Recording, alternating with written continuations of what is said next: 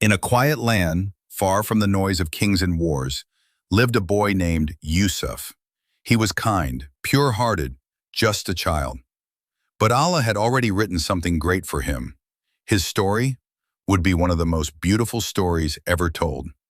A story of patience, betrayal, and divine wisdom. But it didn't start with hardship. It started with a dream. A dream that would change everything. His living far. One morning, as the sun stretched its golden light across the land, Yusuf ran to his father. His eyes sparkled, his voice trembled, not with fear, but wonder. "Oh, my beloved father, indeed I saw in a dream 11 stars, the sun, and the moon. I saw them prostrating to me." The words lingered in the air, a child's vision, or something more? Yaqub, the prophet and father, did not laugh. He didn't dismiss the dream. Instead, his heart trembled, because he knew what dreams could mean. And he knew this was no ordinary dream, not for a boy like Yusuf.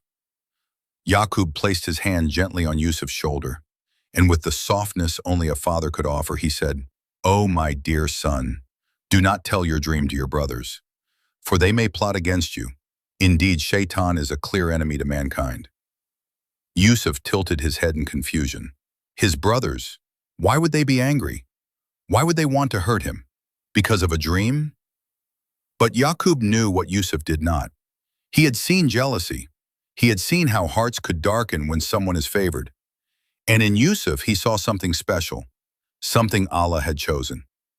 "And so will your Lord choose you, my son, and teach you the interpretation of dreams, and complete his favor upon you, just as he did for your forefathers."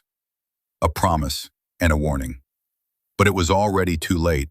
The brothers had already begun to notice. But Yusuf didn't know that someone had been listening.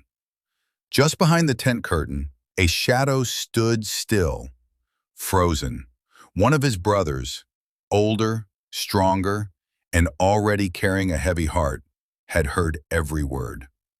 The sun, the moon, 11 stars.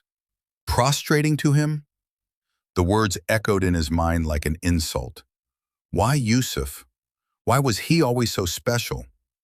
He clenched his fists, not out of fear, but out of something far more dangerous, jealousy. A storm had begun, a storm that Yusuf couldn't see, but his father could feel it. And the sky above them remained silent, waiting for what was about to unfold. We want to Yusuf drag. In the days that followed, something changed. Yusuf still laughed, still played, still dreamed, but the air around him felt different. His brothers, once playful and warm, began to pull away. They no longer looked at him with joy. They whispered when he entered the room. They walked behind, not beside him. And at night, when Yusuf sat under the stars, smiling at their light, his brothers looked up with clenched jaws and bitter hearts. Why does father love him more than us? Even his dreams make him feel like a king. But Yusuf, he didn't see it. His heart was too pure, and his trust too complete. He was still a boy who believed in love.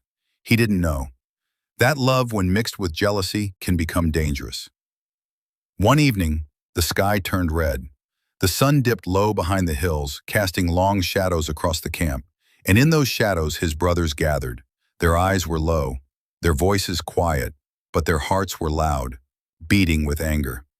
"We are stronger, older, more deserving, but father, he only sees Yusuf." A long silence. Then, "Let us get rid of him." The words hung in the air like poison. Not all agreed, but none walked away. And behind them, unseen, the stars that Yusuf once dreamed about shivered.